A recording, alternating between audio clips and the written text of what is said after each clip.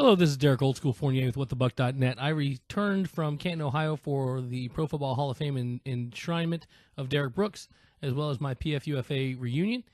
And I was listening to the local radio, and I heard a local radio host here in town talk about 12 distinct text messages that he had received saying that Mike Glennon has looked better than Josh McCown in training camp. Now, I had been to 3 sessions before I left, and I've watched Mike Glennon quite a bit. I've also watched Josh McCown over years quite a bit. And in the 3 sessions before I left, that was certainly not the case. And I had a fair amount of information about why. Now, Steve White at SGW94 was the co-host. He disagreed with the host, who is actually Mark Ryan here locally.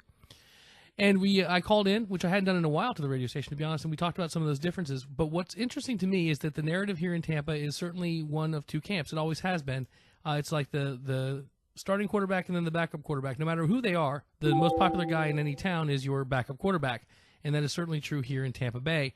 Now, I went back to camp here today on Tuesday and paid particular attention to see if maybe something had happened over the weekend to change my opinion, and nothing had. Now, here is my current review on these 2 quarterbacks from a couple of really specific points. One, from a pre-snap read and from a progressions perspective, Josh McCown is a veteran, and he acts like one.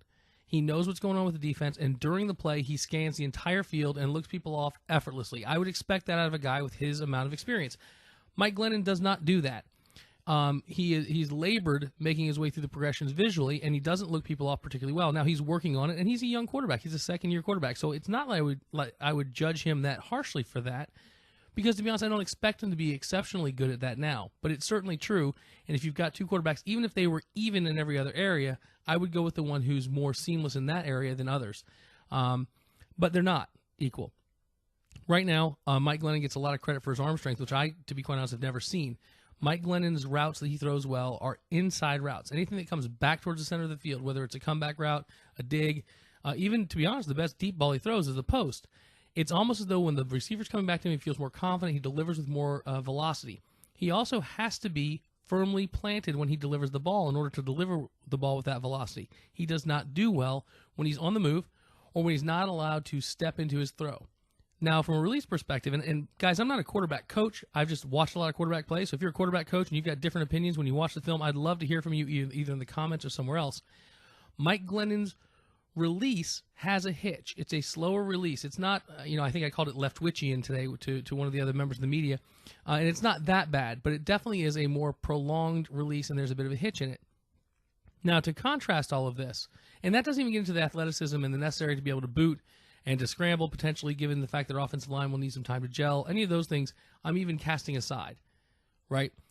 Josh McCown, what I've seen so far, if I don't even give him credit for the games in Chicago and the hard work ethic that I've gotten from people who played with him, etc., delivers a more accurate ball, has shown far more touch, can deliver from almost any release point. So even under pressure, he doesn't have to have a perfect pocket to deliver the ball.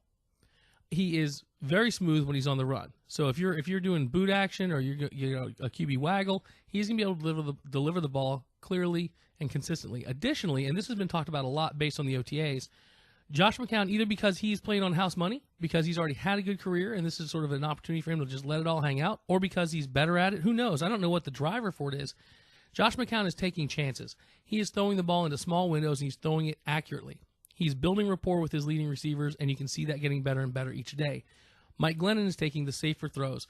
Again, something I would expect a young quarterback to do. Now, before you start jumping down my throat and start talking about how great Mike Glennon could be, and I know that I've heard comparisons to Joe Flacco, though I definitely don't see that comparison, even though others do, he's a second-year quarterback. I feel very comfortable with Mike Glennon as our backup. What I don't think makes any sense are the people who are saying that he is playing better than Josh McCown right now. 2 people whose opinions I actually do respect tremendously, Steve White, and Sean King, former quarterback for the Tampa Bay Buccaneers. We had a little bit of a Twitter conversation about this. They see it the same way I do. I'd love to know what you guys see. If you're out at training camp and you've seen some things that disagree with me, let me know. If you haven't been to training camp, if you haven't seen what's been going on, I would encourage you to shut up until you see some play. Because that's really one of the interesting things is we hear a lot of people making comments about this stuff who aren't watching what's going down in camp. Right? And it's not just for media members or for pseudo-media members like me. These are open camps. You could go out there and watch it too. Now, in the Jaguars game, we'll see what it means when the play actually happens. And that is really what matters. How do these quarterbacks deliver when there's live fire, when defense is coming after them, etc.? So there's my take on it. Love to hear yours. Put it in the comments section. Let me know what you think.